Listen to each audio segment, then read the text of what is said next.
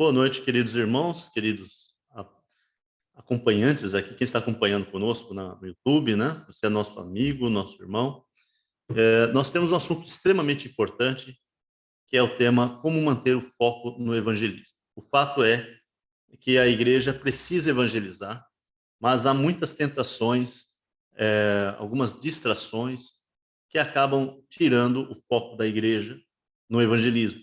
Mas nós temos três grandes partes aqui que eu vou falar hoje, que é exatamente motivação, planejamento e evitar as distrações. Então, são três grandes pontos aqui para como manter o foco no evangelismo. Primeiro, vamos falar sobre motivação, e dentro de motivação nós temos os mandamentos. Mandamento de Jesus para nós fazermos evangelismo. Nós somos ordenados a isso. Temos ainda bons exemplos da igreja primitiva. E temos a grande alegria de Jesus ao ver o evangelismo. Eu quero trazer então algumas passagens que têm esses três componentes.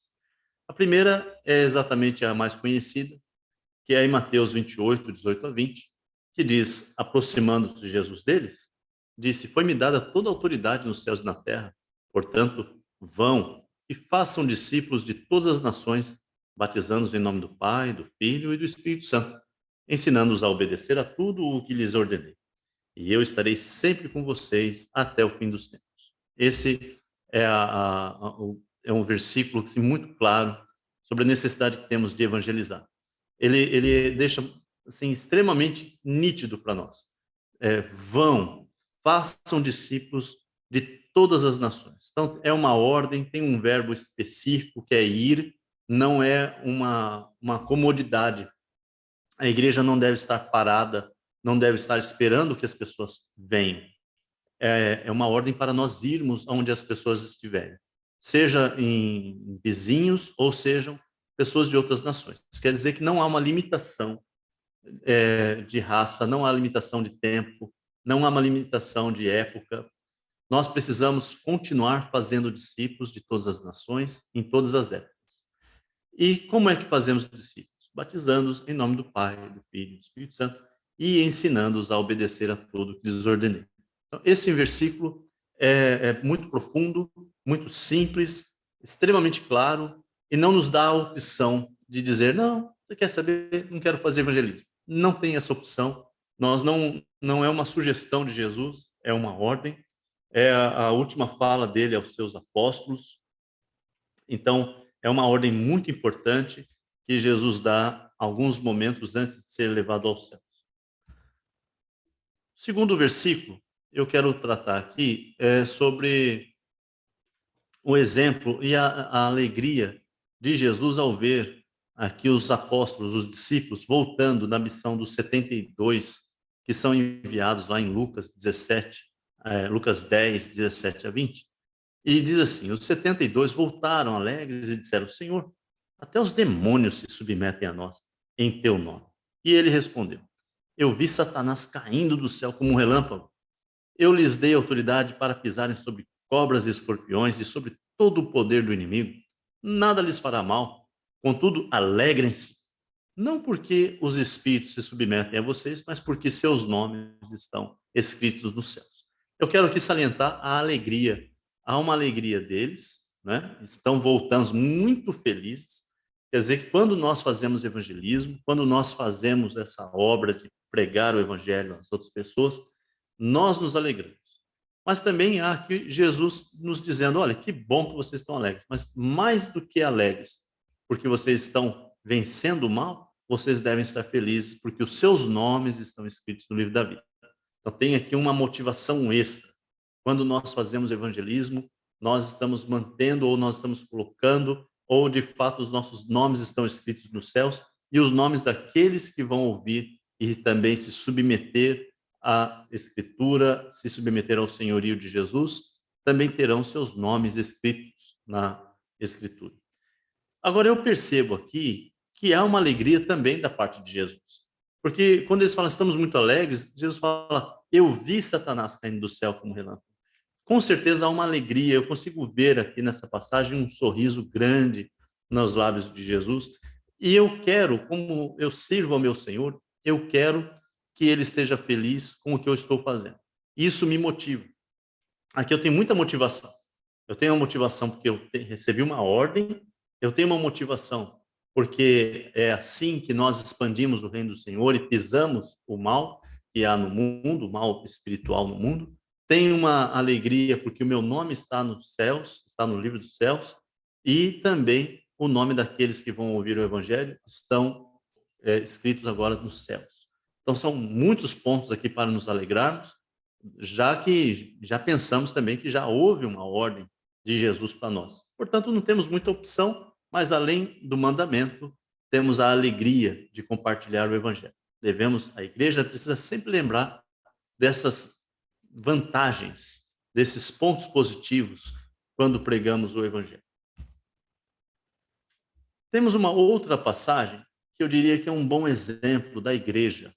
Então, aqueles que estavam sendo perseguidos lá em Atos 7, até o ponto do Estevão ter sido morto pelos líderes do Sinédrio, agora no capítulo 8, diz que eles então, todos saíram da cidade, foram dispersos, menos os apóstolos. Mas os que tinham saído e dispersos, os que haviam sido dispersos, pregavam a palavra por onde quer que fossem. E indo Felipe para uma cidade de Samaria, ali lhes anunciava a Cristo. Quando a multidão ouviu Felipe e viu os sinais miraculosos que ele realizava, deu unânime atenção ao que ele dizia. Então, aqui nós vemos também que quando a igreja prega o evangelho, ela é acompanhada de poder, ela é acompanhada de sinais. Realmente coisas impressionantes acompanham a igreja quando ela está motivada, empenhada, fazendo o evangelho. Interessante é que eles foram dispersos porque estavam sendo perseguidos. E perseguidos para dissuadirem de pregar o evangelho. E o que eles faziam? Mais ainda pregavam o evangelho, né? Então, quanto mais eram perseguidos, mais a igreja espalhava o evangelho, E esse bom exemplo nós vemos no livro de Atos, e o livro de Atos é chamado Os 30 anos que mudaram o mundo. Eu quero mudar o mundo. Eu creio que os irmãos também querem um mundo melhor, querem um país melhor. Nós queremos que mais pessoas saibam de Jesus e que a nossa pregação chegue a muitos lugares e toque as vidas de muitas pessoas. E esse bom exemplo dos irmãos do primeiro século nos motiva. Eu me sinto motivado. Então, esses são, vamos dizer assim, as 3 grandes bases da nossa motivação. Primeiro, é um mandamento de Jesus. Segundo, nós vemos a alegria de Deus quando nós pregamos o evangelho e a nossa própria alegria. E terceiro, nós vemos também aqui o bom exemplo da igreja no primeiro século, que transformou o mundo e impactou a vida das pessoas, fazendo com que elas conhecessem a Jesus, mudassem de vida, e de fato o mundo foi então impactado. Aqueles que tinham transtornado o mundo chegavam também aqui na cidade de Samaria, né? Então, muitos motivos para nós estarmos animados, focados, né? Desejosos de fazer o evangelho. Então, é normal que quando a igreja começa, ela tem esse desejo de pregar o evangelho. Quando alguém se converte a Jesus, quer logo pregar o evangelho para as pessoas. Aí acontece, então, aqui deixa eu compartilhar uma última passagem. Contudo, quando prego o evangelho, não posso me orgulhar, pois me é imposta a necessidade de pregar. Ai de mim, se não pregar o evangelho. Porque se prego de livre vontade, tenho recompensa. Contudo, como prego por obrigação, estou simplesmente cumprindo uma incumbência a mim confiada. Eu vejo nessa passagem, está conectada também à ideia de mandamento, mas ela tem essa ideia, uma certa opressão interna. O livro de Jeremias, o profeta diz: eu não posso deixar de pregar. É como se algo queimasse dentro de mim. Então, essa obrigação interna, além do mandamento de Jesus, além do desejo de ver as pessoas sendo salvas, ainda há essa obrigação interna que nos chama, que nos movimenta e que deve impulsionar, né? Então, motivação é exatamente a ideia de motivos para a ação, né? Motivação, motivos e ação. A motivação deve nos levar a um movimento, e esse movimento então vai nos dar mais motivação. Como é que motivamos a igreja? Nós começamos o evangelho, a fazer evangelismo, e esse movimento, vem a primeira pessoa, vem a segunda pessoa, e então as pessoas vão se engajando, vão se movendo, e isso vai gerando resultado. E conforme as pessoas veem que algo aconteceu de bom, elas querem fazer parte daquilo, e mais gente se junta àquele movimento. Então, o primeiro passo é dar essa direção para a igreja, levar o evangelho para uma pessoa, para duas pessoas, e conforme elas vêm, elas se motivam, trazem mais amigos, e o evangelismo então começa, e essa motivação acontece quando obedecemos à vontade de Deus. O fato é, nada deve impedir o evangelho. Nós precisamos pregar o evangelho. Devemos estar motivados para pregar o evangelho. Se essas passagens não nos motivarem, temos mais ainda, mais exemplos. Mas eu creio que essas aqui são bastante suficientes. Deixa eu ir adiante aqui. Então, além da motivação, nós precisamos também saber que há uma necessidade de preparo e de planejamento. Então, depois, quando você tem muita motivação na igreja, o fato é que os irmãos sabem o porquê e o que devem fazer, mas eles não sabem como fazer. Então, nós devemos ajudar os irmãos a saber como fazer, né? Então, como é que faz isso? Preparando os irmãos. Sempre ajudando os irmãos, treinando os irmãos, fazendo evangelismo com eles. Eu diria que seria bom você incentivar os irmãos a lerem livros que falam sobre evangelismo. Então, tem um muito bom do nosso irmão Alan Dutton Júnior, Alan Dutton, né? Não Júnior, só Alan Dutton, que é Evangelismo, Amor em Ação. Tem um outro livro também, que é o de Casa em Casa, do nosso irmão Brian J. Bost, né? E esse discipulado do Milton Jones. E eu gosto muito desse livro, A Missão de Deus. São todos da Igreja de Cristo, de irmãos da Igreja de Cristo, da editora Vida Cristã. Talvez você não os encontre facilmente, mas há em sebos e em outros irmãos têm já em PDF, feito aqui cópia. Infelizmente, se não tem novos para comprar, procure de alguma forma adquirir esses livros aqui, especificamente esses aqui, mas há outros livros que falam sobre evangelismo. Eu gosto de indicar esses. Me traz preparo, me traz incentivo, eu me sinto melhor, mais capacitado para pregar o evangelho. Veja aqui essa passagem em 2 Timóteo. Fala assim: portanto, você, meu filho, fortifique-se na graça que há em Cristo Jesus. E as coisas que me ouviu dizer na presença de muitas testemunhas, confia a homens fiéis que sejam também capazes de ensinar a outros. Esse versículo nos ajuda muito a entender esse movimento, né? Então, esse movimento começa nós recebendo, e aí então nós começamos a ensinar a homens fiéis que também sejam capazes de ensinar a outros. Então, como que eu sei que o evangelho está avançando? Quando eu prego, quando eu recebo o evangelho, aí começou. Aí eu ensino para uma pessoa, ainda não completou o ciclo. Começa a completar o ciclo quando a pessoa que eu ensinei seja capaz de ensinar outro. Entende? Então, esse processo é necessário que haja esse movimento, né? E eu prepare outras pessoas. Tem uma frase no mundo empresarial que fala: sem sucessor não há sucesso. Eu acho muito boa essa frase. Sem sucessor não há sucesso. Quer dizer que nós precisamos treinar outras pessoas, estar sempre capacitando novas pessoas para que elas também possam fazer evangelismo. Olha, aquilo que nós aprendemos de Jesus, aqui no caso foi o apóstolo Paulo que escreveu para Timóteo, mas ele está dizendo em outra passagem: sede meus imitadores, porque eu sou de Cristo. Então, quando eu estou seguindo a palavra de Deus, quando eu estou aprendendo do apóstolo Paulo, quando eu estou aprendendo do evangelho, eu estou aprendendo de Jesus. E aí eu vou confiar essas informações, esse conhecimento a homens fiéis que sejam capazes de ensinar outros. Muito bom esse versículo, essa instrução que o apóstolo Paulo dá a Timóteo. Então, como que nós vamos preparar outros irmãos?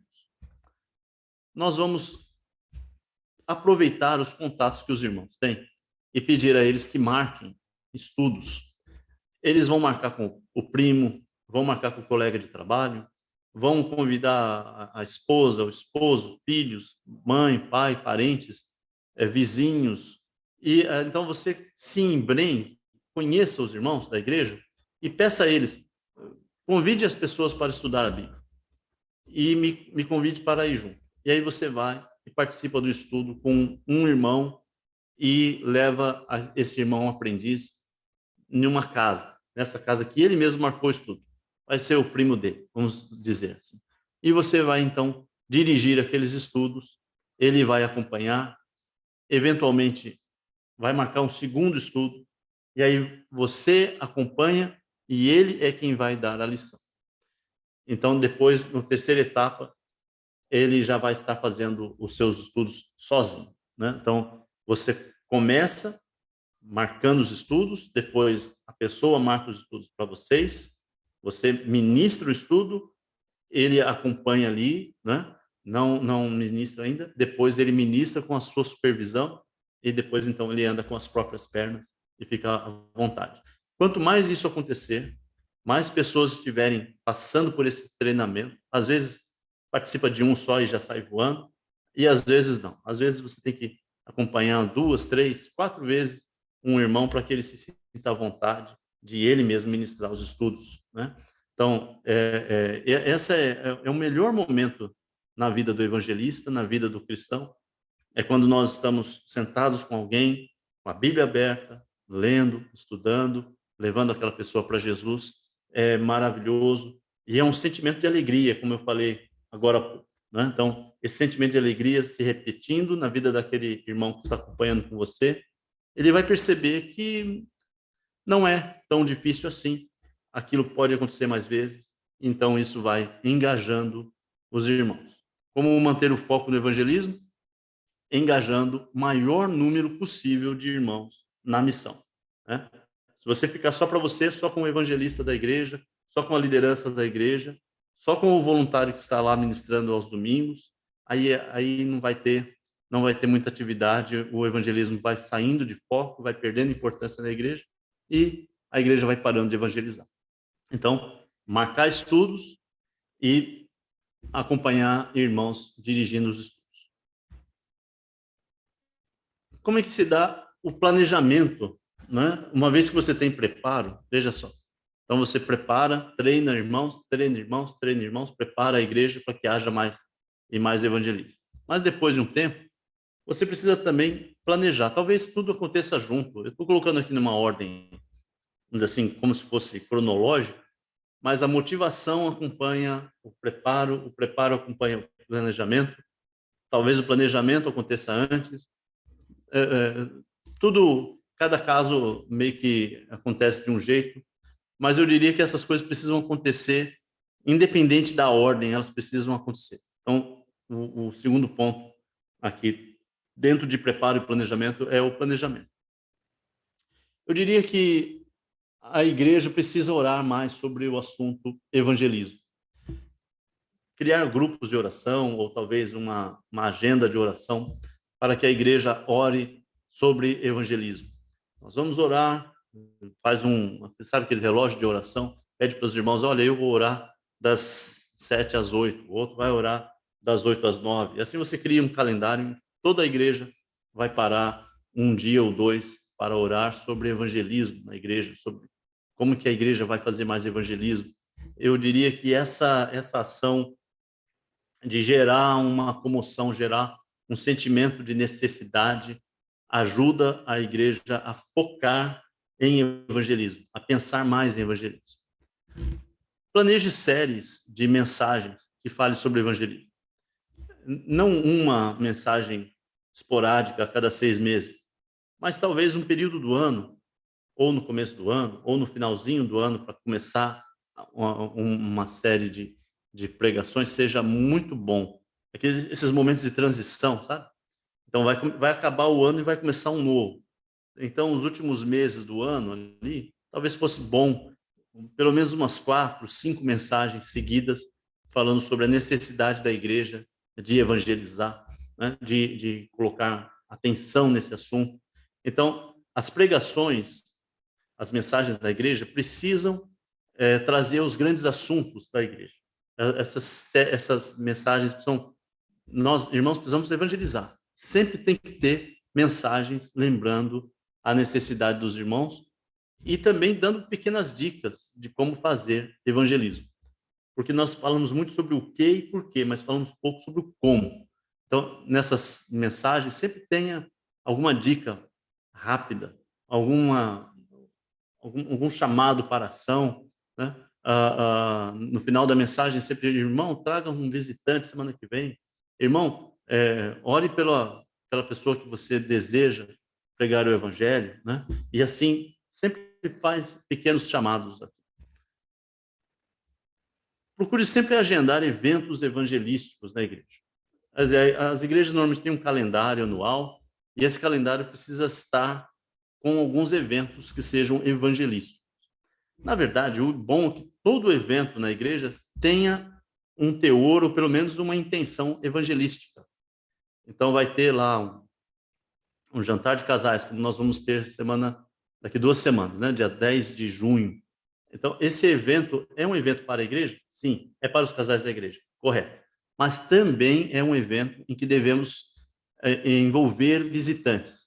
Quer dizer, o casal que trouxer um casal visitante vai ganhar um desconto de 50%, para eles e para o visitante. Então, isso já ajuda os irmãos a se interessarem mais em convidar casais para estar conosco. Vai ter um evento de jovens amanhã aqui na igreja. Então, nós convidamos os jovens da igreja, que eles tragam seus amigos, que eles tragam seus conhecidos, e tentamos fazer algo que seja atrativo para o visitante, né? Vai ter alguma gincana, vai ter alguma brincadeira, vai ter um sorteio de alguma coisa. Então, tente sempre, cada evento na igreja precisa ter pelo menos uma pequena vertente voltada para evangelismo, quer dizer, para os de fora. Aquela ação centrípeta, né, da igreja, que ela age para fora. E ela age para dentro, mas ela age para fora. Então, sempre fazendo assim, pensando em eventos evangelísticos, pensando em ter campanhas, precisa ver o planejamento, entende? Então, vai fazer o calendário da igreja? Vai. Então, pense quais são as ações que a igreja vai fazer, se vai ter uma escola da Bíblia, se vai ter um curso de Let's Start Talking, se vai ter uma campanha na praça tal, ou se vai fazer visitação nas casas do bairro. Então, esses eventos precisam ser planejados, orados sobre ele, a igreja precisa se engajar naquilo, e esses eventos precisam acontecer consistentemente para que sempre tenha esse foco no evangelismo. Se não planejar, eles não acontecem. Os irmãos não saem sozinhos sem que haja uma direção, sem que haja realmente um foco nisso daí, né? Encontros de casais que eu estava sugerindo aqui como eventos, né? Como planejar esse tipo de coisa, planejar em encontro de jovens, planejar a escola da Bíblia, se não tem ainda na sua congregação, pense por que não tem, e se tem, como é que está sendo divulgado, pense em ações para divulgar a escola da Bíblia. Enfim, no final do ano é um bom momento para planejar. Mas agora, se não tem planejamento, estamos entrando no meio do ano, talvez esses meses agora, de finalzinho de maio, começo de junho, seja um bom período para você planejar o segundo semestre, que começa em julho, né? E daí em diante, então, a igreja tenha um calendário com as ações, com as atividades, com o planejamento, quem vai fazer, onde vai fazer, o que será feito, a igreja toda orando sobre aquilo. Então, isso mantém o foco no evangelismo, né? Isso acontecendo todo o início de semestre, todo o início de ano, vai gerar foco no evangelismo. Um outro ponto interessante é você, no seu planejamento, conhecer a sua cidade, o seu bairro ou a localidade onde você está. Então, tem bairros ou cidades que têm assuntos que são muito interessantes para aquelas pessoas. Então, em Brasília, por exemplo, as pessoas são muito focadas em concursos. Então, elas querem aprender mais, querem saber mais história, querem saber mais português, querem saber mais inglês. Então, quais são as atividades que vão rapidamente você vai anunciar e as pessoas vão ter interesse? Coisas que atendam essas necessidades. Aqui no Rio de Janeiro, aqui em Niterói, eu ainda estou aprendendo aqui como que é essa cidade, mas percebo também que certos assuntos interessam para as pessoas aqui, os moradores locais. Se interessam também por inglês, se interessam por saúde, se interessam por assuntos voltados para a terceira idade, tem assim um interesse. Então, procure saber quais são esses assuntos aí na sua localidade e pense como oferecer serviços para a sociedade que atendam essas necessidades. Né? Qual que é o principal assunto, ou qual é a principal religião aí na sua cidade? Aqui é catolicismo, no Brasil, de um modo geral, catolicismo, mas é bom saber também quais são as secundárias, né? Se tem muito espiritismo, se tem umbanda, se tem muito ateu. Se você mora numa cidade onde há muita faculdade, vai ter um número maior de ateus, né? Ateus ou agnósticos, como se chamam hoje. É bom saber qual é a principal religião, quais são as principais religiões. Qual que é a faixa de idade? Será que tem mais idoso? Será que tem mais jovem? Será que tem mais gente, assim, idoso avançado, né, de idade? O grau de escolaridade, é bom ter uma ideia. Será que é um pessoal mais formado, mais gente com menos formação? Porque isso muda um pouco a forma como você apresenta os seus serviços, né? Nível sociocultural também. É bom saber se o pessoal é mais rico, é menos rico, se o pessoal é de classe trabalhadora, ou se todo mundo anda de ônibus, todo mundo anda de trem, porque vai variar aonde você vai encontrar as pessoas também. Então, como é que a gente mantém o foco no Evangelho? Nesse preparo, nesse planejamento, ajudar a igreja a pensar evangelisticamente. Sempre está falando sobre o Evangelho, sempre falar sobre como vamos trazer novas pessoas. Então, tudo que vai acontecer na igreja precisa ter um tanto desse aspecto. Então, cada culto, não é assim, o culto do dia do amigo no quarto domingo do ano, do mês. Pode acontecer isso? Pode. Ter um domingo especial? Pode. Mas o ideal é que cada domingo seja encarado como se fosse um evento muito especial. Então, é bom que tenha alguém em uma recepção com um cartão para pegar o dado de um visitante. Veio um visitante da igreja, ele precisa ser bem recebido. Ele precisa saber o que vai acontecer, onde tem banheiro, como que ele, até que horas vai o culto, qual é o tema da pregação de hoje. Se tiver algo assim planejado, começamos a série hoje, no domingo que vem vai ter mais um pouco sobre essa série, e assim vai, sabe?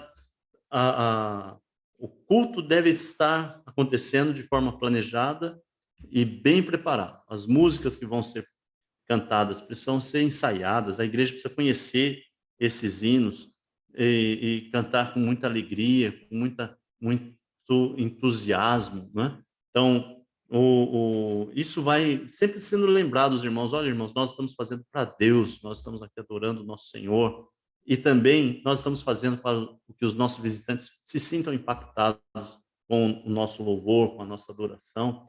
Nós precisamos comparecer ao culto o máximo possível para, inclusive, trazer um bom impacto para os nossos visitantes. Então, tudo que envolve o culto de adoração é o principal evento na igreja, precisa ser muito bem feito. As pregações precisam ser cristocêntricas, precisam estar sempre voltadas para Jesus.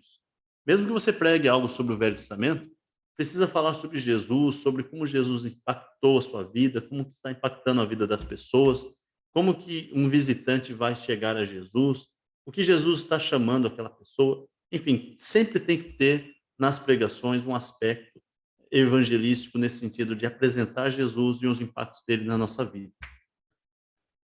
Cada parte do culto e da escola da Bíblia da escola dominical precisam ser bastante bem feitos, assim, procurando 100%. Eu coloquei que devem ser 100%, mas a ideia é assim, não se contente com o que tem. O culto domingo foi tão bom, foi ótimo. O que pode melhorar? Pode melhorar, o irmão pregou, passou muito tempo. Então vamos trabalhar nisso. O irmão falou, mas ele errou as passagens, 2 passagens lá, ele confundiu e falou errado. Tinha um slide lá que tinha erro de português. Os hinos, o irmão que estava cantando lá dirigiu muito baixo o hino, difícil de cantar, ou muito alto o tom. Então, cada parte precisa ter um empenho da igreja para fazer bem feito e fazer melhor no domingo seguinte. Aí você fala, mas é para Deus. É claro que é para Deus, mas também é para o visitante. O visitante precisa perceber que, olha, eu estou na igreja em que o culto foi o melhor culto que eu podia estar nesse domingo. Domingo que vem eu volto. Então, esse pensamento vai fazer 2 coisas ótimas. A igreja adorar mais, melhor, né? Não mais melhor, mas mais, assim, com mais vontade e melhor, cada vez mais. E aí, então, também vai impactar no evangelismo da igreja. E a igreja sempre pensando de forma evangelística. Então, ajudar a igreja a pensar de forma evangelística. Né? E aí, uma vez que a igreja está com um culto tão bom e tão animado, e os irmãos tão espiritualmente motivados, entusiasmados, é natural que eles queiram convidar seus amigos para estar na igreja. Se ele vai no culto e ele não gosta do culto, se o irmão está ali há 20 anos na igreja, acha que a pregação não foi boa, acha que os hinos são frouxos, acha que tem pouca gente na igreja, e ele não gosta do culto, qual é a chance dessa pessoa convidar o seu parente para vir no próximo domingo? Vocês estão entendendo, então, como é que isso impacta? Quando a pessoa está pensando, né, vamos fazer um culto maravilhoso, e aí isso começa a virar um movimento dentro da igreja de vamos fazer o melhor culto possível, então aumenta as chances dela convidar seus conhecidos, convidar seus amigos. Ela vai estar na segunda-feira falando, gente, o culto ontem foi maravilhoso. Você precisava ter, olha, você não sabe, o irmão trouxe uma palavra tão inspiradora, tão bem preparado, os hinos, puxa, foram ótimos. Vamos semana que vem, vamos comigo. Você precisa participar dessa série, essa série está me ajudando a entender a Bíblia, nisso, nisso, nisso. Então, essa ideia do culto majestoso, primeiro porque é para Deus, mas também vai impactar na forma de evangelismo da igreja. Eu preciso mudar um pouquinho aqui, que eu não consigo ler. Então, a ideia do endomarketing, né? O marketing interno. Que os irmãos precisam saber dos eventos com antecedência. Então, vai acontecer alguma coisa na igreja? Dá um cartãozinho para os irmãos convidar seus amigos. Né? Diga a eles, olha, vai acontecer mês que vem, ou daqui 2 meses, o evento tal. Nós vamos ter um almoço do dia do amigo. Nós vamos ter uma pregação especial. A nossa próxima série vai ser sobre o assunto tal. Então, tudo que você tiver de informação, você vai municiar os irmãos com essa informação, para que eles não estejam vendidos, e mais, eles comprem a ideia. Então, por isso que chama-se endomarketing. Isso é um termo muito usado nas empresas, mas é a ideia da comunicação interna e da venda interna. Os irmãos precisam estar muito animados com a igreja e para que eles divulguem a igreja. Então, primeiro você consegue conquistar os irmãos locais que já existem na igreja e depois eles expandem para as outras pessoas. Eu acho que está bom ter essa ideia de ajudar a igreja a pensar evangelisticamente. E por último, a terceira parte é aqui evitar as distrações. Talvez essa seja a parte que quem me encomendou aqui a palestra estava pensando mais nisso. Mas eu creio que quando nós estamos extremamente motivados e quando nós estamos planejados e preparados, nós vamos manter foco no evangelho. E essa terceira é quase que, assim, é o óbvio, né? É evitar as distrações. O fato é que a igreja tem muitas distrações. O dia a dia acontece e aí, então começam a surgir. Mas eu gosto dessa passagem aqui em 2 Timóteo, que fala: olha, evite as conversas inúteis e profanas, pois os que se dão a isso prosseguem cada vez mais para a impiedade. O ensino deles alastra como câncer. Entre eles estão Himeneu e Fileto. Estes se desviaram da verdade, dizendo que a ressurreição já aconteceu. E assim, alguns pervertem a fé, né? Então, às vezes começa aqueles buchichos, aquelas intrigas, fofoquinha na igreja. Alguém acha lá um pelo no ovo, começa então falando do irmão tal, do irmão ciclano, da irmã fulana. E aí essas coisas estão falando: olha, essas conversas são inúteis e profanas, elas não são espirituais. Procura evitar isso. O que eu percebo é que quanto mais a igreja estiver focada no evangelismo, ela está trabalhando, ela não tem tempo para fofoca, né? Ela está tão preocupada em ganhar almas, ela está tão preocupada em trazer novas pessoas para a igreja, em procurar maior santidade, em procurar a presença de Deus, e que as fofocas elas não têm espaço, elas não prosperam, elas não vão adiante, né? Então, eu não sei se manter o foco vai evitar as distrações ou evitar as distrações mantém o foco. As duas coisas eu acho que acontecem ao mesmo tempo. Eu não sei vocês, mas eu já percebi que algumas igrejas elas têm assuntos que são repetidos.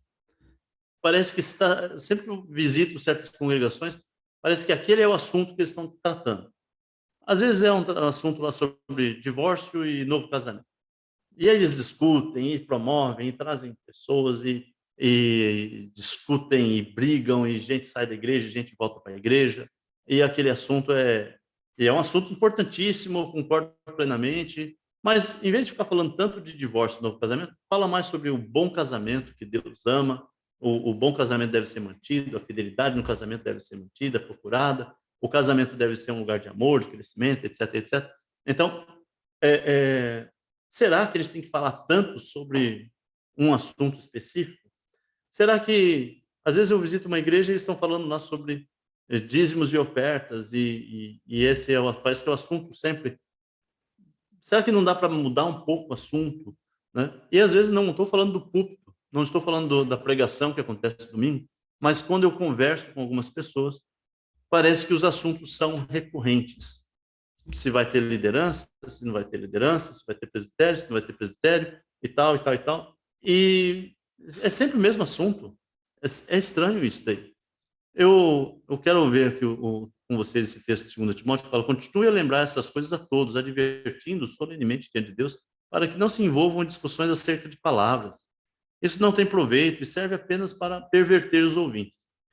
Eu quero só deixar bem claro aqui para os irmãos: devemos estudar a Bíblia e conhecer bem as doutrinas bíblicas.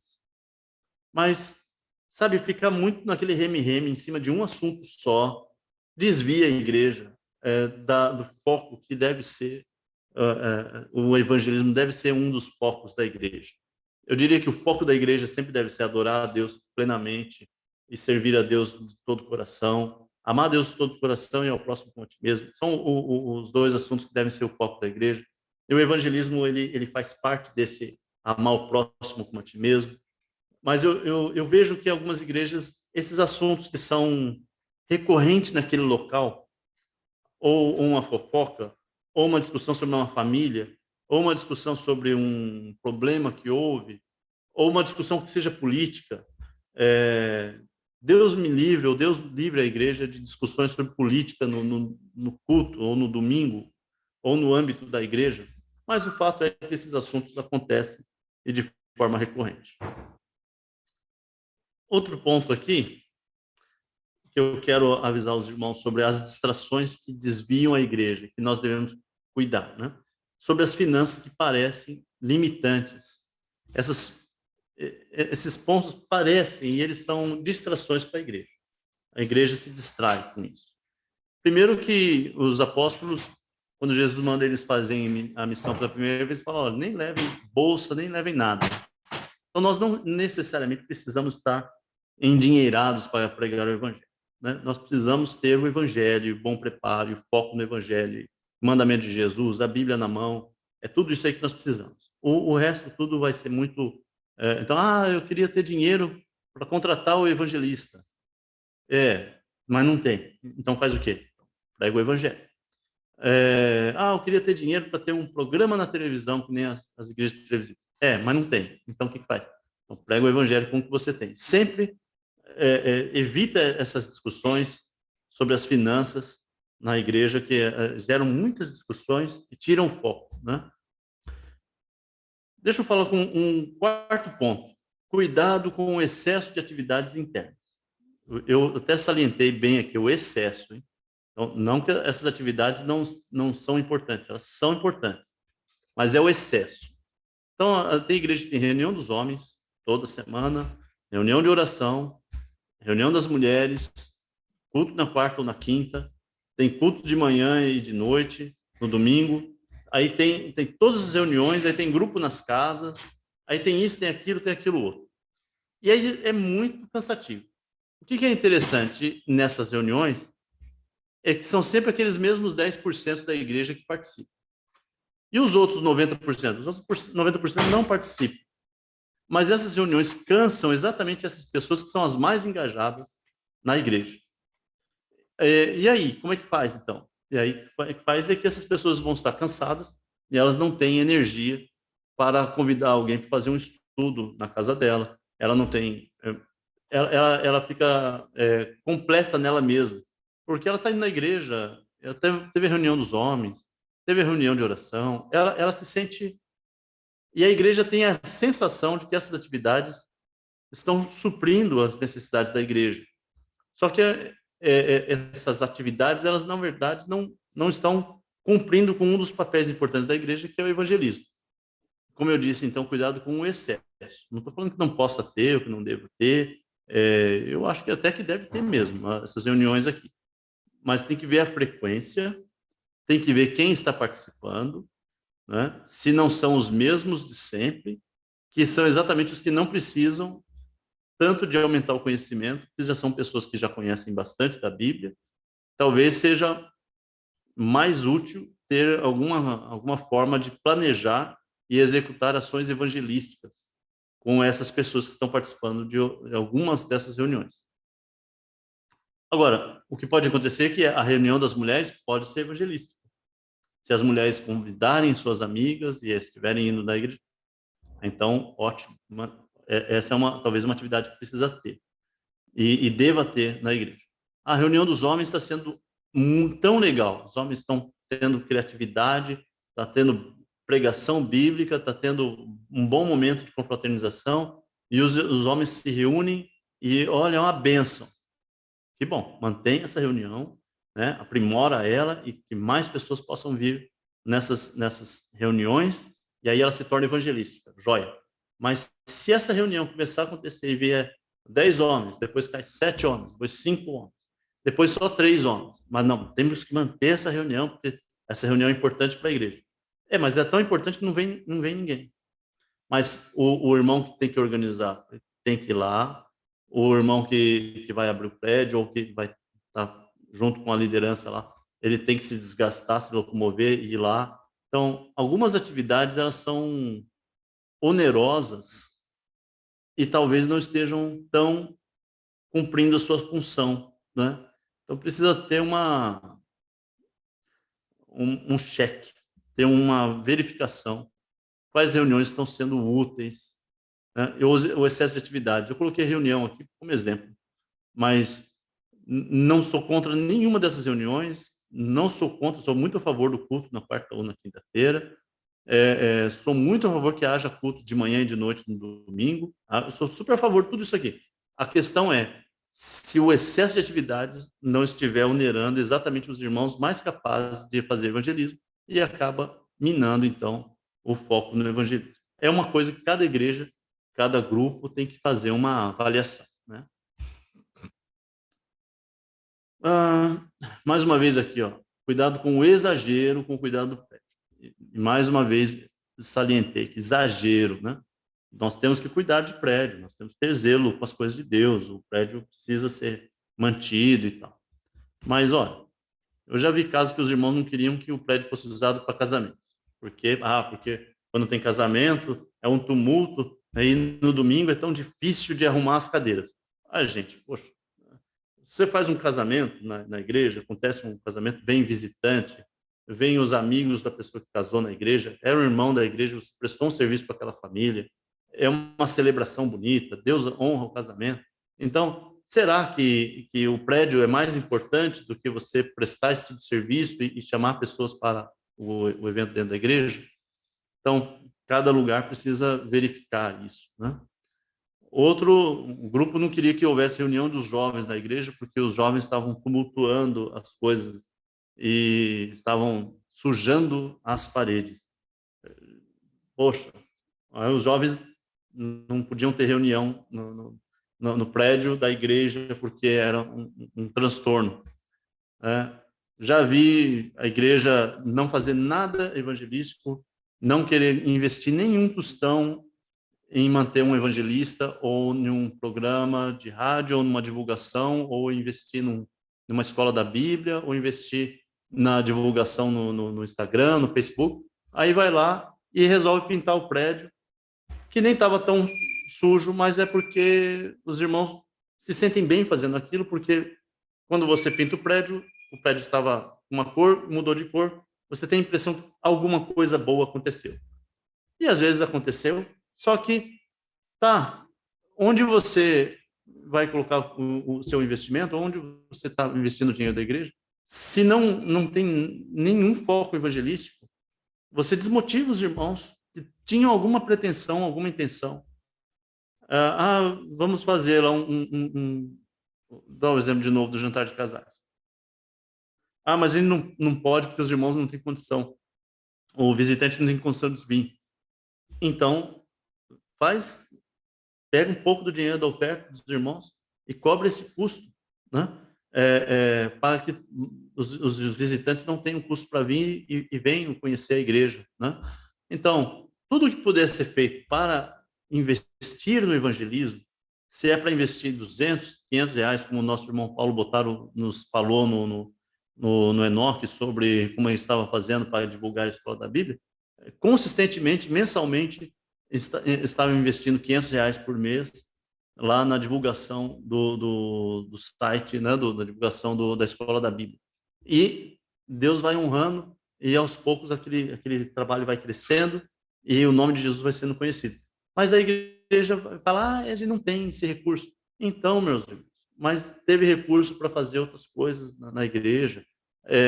Será que o prédio é tão mais importante? E, mais uma vez, eu quero salientar, estou falando do exagero, e não estou falando que o prédio não deva ser mantido. Não estou falando que não deva se investir nos cuidados, ou na compra de um terreno, ou na construção de um prédio. Eu acho que tudo deve ser feito para a honra e glória do Senhor Jesus, e a igreja precisa tomar essas decisões juntos, né? Os irmãos devem todos participar ali e tomar essa decisão. Mas, sempre que alguma decisão importante for tomada, deve ter alguma preocupação sobre evangelismo. A igreja precisa se dedicar nisso. Outro ponto que eu creio que distrai, eu até devia ter colocado isso aqui, um sexto ponto, as reuniões administrativas, ou assuntos administrativos na igreja, que às vezes consomem o tempo da igreja. E é tanto bate-boca sobre questões administrativas, eu nem vou citar exemplos aqui, mas muito cuidado com isso aqui. Os assuntos administrativos, talvez um ou dois irmãos, alguns irmãos ali, eu diria que no máximo 3 irmãos, deveriam se dedicar mais a esses assuntos e os demais irmãos confiarem que esses irmãos são idôneos, fazer uma checagem de tempo em tempo, mas não ficar todo mundo debatendo sobre cada assunto que vai acontecer na igreja. Vamos comprar 3 cadeiras. Vamos cotar. Não, mas eu não gosto dessas cadeiras, vamos comprar 2 cadeiras. E aí aquilo vira uma celeuma e tal. Gente, é comprar cadeira. Dá na mão de um irmão lá, ele vai cotar, mas ele pagou 10 reais a mais na cadeira. Exatamente, mas 10 reais a mais vale a pena para não ter todo mundo da igreja parado para discutir para 10 reais, né? Então, cuidado com essas reuniões administrativas ou financeiras, ou coisas que são burocráticas, ou assuntos que não são relevantes espiritualmente falando, mas que tomam muito tempo da igreja. Então, cuidado com o exagero com essas questões aqui. Mas não que não possa haver discussão sobre certos assuntos. Pode, mas só não parem de fazer evangelismo por causa disso. Lembrar, então, que a igreja não é o prédio, né? A igreja são as pessoas. O prédio deve ser bem cuidado, deve ser um local de reunião respeitável e atrativo, mas, de fato, nós é que somos as pedras vivas na edificação de uma casa espiritual para um sacerdócio santo, ao nosso Senhor Jesus. Bom, é isso que eu tinha para falar. A conclusão, então, que nós temos que ter uma motivação certa para manter o foco no evangelismo. Temos que ter preparo, treinamento, né? E planejamento para que as coisas aconteçam.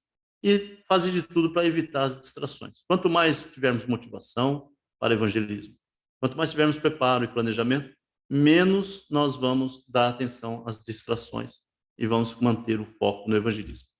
Esse é o conteúdo que eu queria trazer e gostaria de abrir aqui para os irmãos para contribuírem